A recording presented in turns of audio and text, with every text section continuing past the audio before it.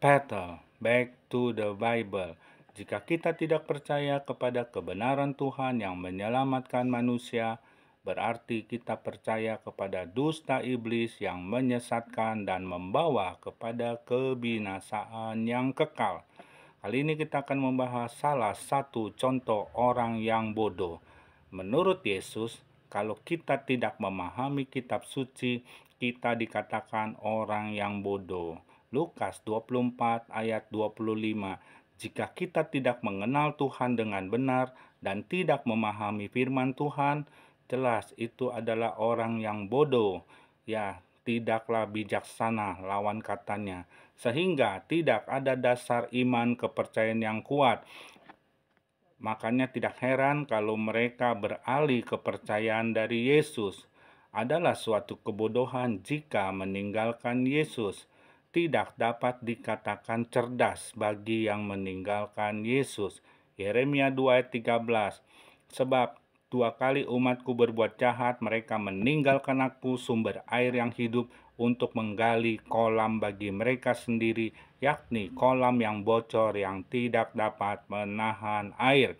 Kita akan melihat pembahasan dia dan yang membuktikan dia tidak mengenal Tuhan dan kebenaran kitab suci sehingga menunjukkan kebodohannya. Inilah salah satunya. Yang pertama, Saulus bunuh ribuan orang, keluarga Kristen. Motivasinya karena kejam. Alkitab tidak ada menulis ribuan orang, dan motivasi dia benar membenci orang Kristen, tidak dikatakan kejam. Ya, karena dia tidak suka kepada jemaat Tuhan atau orang Kristen. Yang kedua, Paulus didatengin Roh Kudus, tiba-tiba dia merasa harus bertobat. Yang benar, dia telah berjumpa dengan Yesus secara pribadi, bertemu dengan Yesus ketika dalam perjalanan menuju Damsyik untuk menganiaya jemaat Tuhan. Ia rebah ke tanah dan kedengaranlah suatu suara yang berkata kepadanya, Saulus, Saulus, mengapakah engkau menganiaya aku? Siapakah engkau, Tuhan? Akulah Yesus yang kau aniaya. Kisah Rasul 9 ayat 3-5.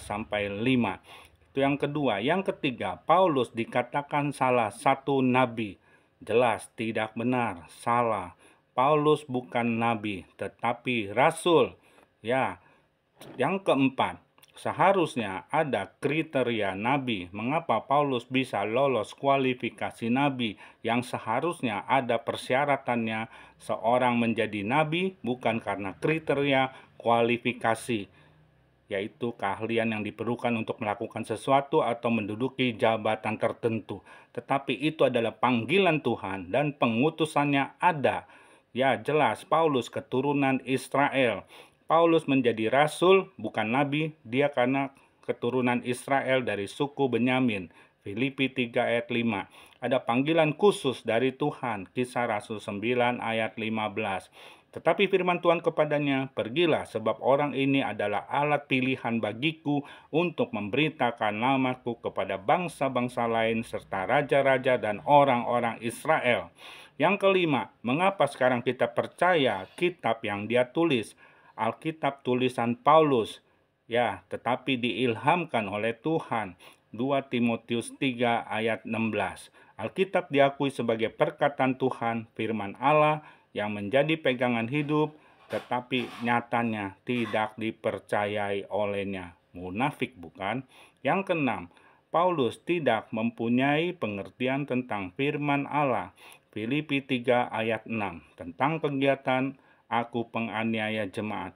Tentang kebenaran dalam mentaati hukum Taurat, aku tidak bercacat. Paulus salah seorang ahli Taurat. Ia keturunan Yahudi. Jadi ia banyak tahu tentang hukum Taurat. Dia mempunyai pengetahuan firman Tuhan yang cukup. Dan dia juga belajar lagi kepada guru besar Gamaliel.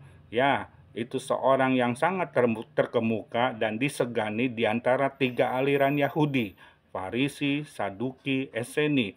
Pemikirannya turut memberikan kontribusi bagi terbentuknya cara hidup orang-orang Yahudi pada akhir abad pertama hingga sekarang abad ke-21.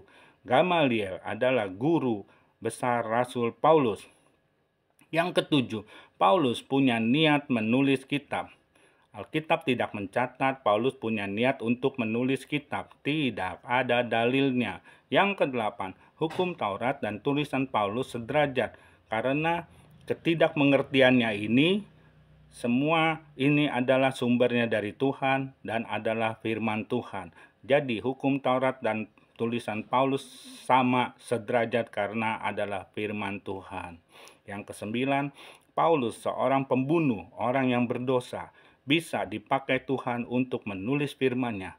Mengapa bisa? Karena dosa-dosanya sudah diakui, sudah dibereskan di hadapan Tuhan.